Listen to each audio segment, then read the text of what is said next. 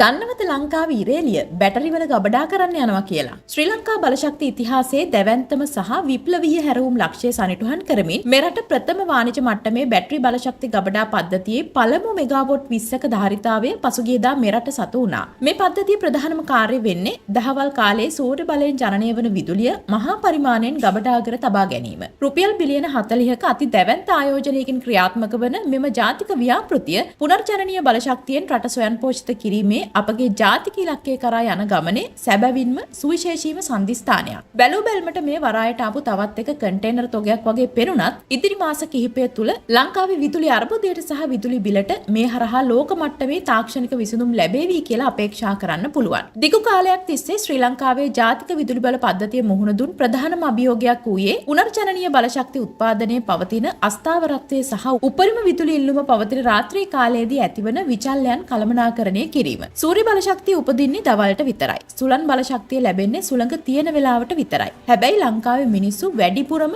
විදුලිය පරිභෝජනය කරන්නේ රාත්‍රී 6ත් 10ත් අතර පීක් අවර්ස් වල. ඉතින් ලංකාවේ දහවල් කාලයේ කපා හැරෙන අතිරික්ත සූර්ය බලය එසේ නොනසා ගබඩා කරන්නත් රාත්‍රී කාලයේදී දැනට භාවිතා කරන මිල අධික සහ පරිසරයට හානිකර පොසිල ඉන්ධන භාවිතය අවම කිරීමටත් ලෝකයේ මෙතෙක් සොයාගෙන ඇති ආරක්ෂිතම පියවර තමයි මේ බෙස් තාක්ෂණය කියන්නේ. මෙම ව්‍යාපෘතිය සම්පූර්ණයෙන්ම පෞද්ගලික අංශයේ දැවැන්ත ආයෝජනයක්. ඒ ක්‍රියාත්මක කරනු ලබන්නේ ශ්‍රී ලංකාවේ ප්‍රමුඛ පෙළේ පුනර්ජනනීය බලශක්ති සංවර්ධකයෙකු වන WKV හයිඩ්‍රෝ ගෲප් සමාගමට අනුබද්ධ ගැලීලි බේස් ලිමිටඩ් ආයතනය විසින්. විශේෂත්වය වන්නේ මේ එක් ස්ථානයකට පමණක් සීමා වූ තනි ව්‍යාපෘතියක් නොවීමයි. එනම් ලංකාවේ ජාතික විදුලි බල පද්ධතිය පුරාම උපාය මාර්ගිකව විහිදී යන රටේ බලශක්ති අනාගතය වෙනස් කරන සුවිශේෂී පුළුල් ජාලයක ආරම්භයක් විදිහට මේ සනිටුහන් වනවා. පළමු අදියර යටතේ මෙගාවොට් 10ක ධාරිතාවේ බැගින් වූ උපව්‍යාපෘති 16ක් දිවයින පුරා ප්‍රධාන විදුලි උපපොළවල් කේන්ද්‍ර කර ගනිමින් ස්ථාපිත කිරීමට නියමිතයි. ඒ අනුව කොළඹ වරායෙන් මුදා හැරුණු මුල්ම බැටරි පද්ධති කාණ්ඩය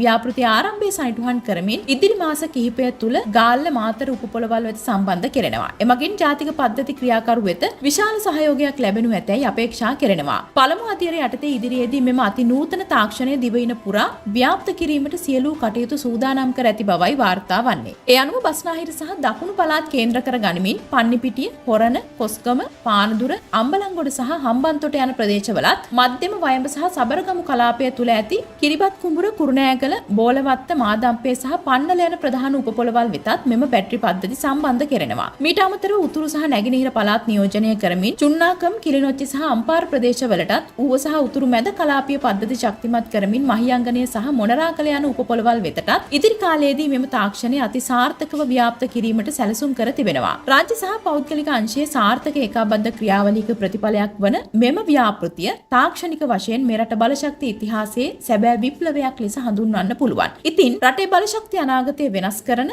මෙම ඓතිහාසික හැරවුම් ලක්ෂ්‍ය ගැන ඔබට හිතන දේ පහතින් කමෙන්ට් කරගෙන යන්න.